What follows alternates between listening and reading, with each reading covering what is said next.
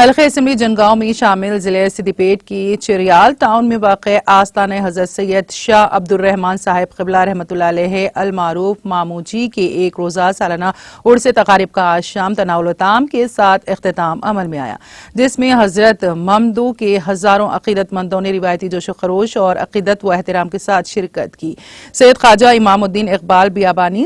سابق رکن assembly Kommuri Pratap Reddy, circle inspector B Srinivas Reddy اور دیگر نے درگاہ حضرت ممدو پر چادر گل پیش کرتے ہیں۔ فاتحہ خوانی کی محمد عبدالکریم، بڑے میاں محمد خواجہ پاشا، مولانا محمد نجم الہدیٰ رضوی، متولی درگاہ محمد اسد احمد، محمد طیب، محمد بلال اور دوسرے نوجوانوں نے انتظامات میں بڑھ چڑھ کر حصہ لیا۔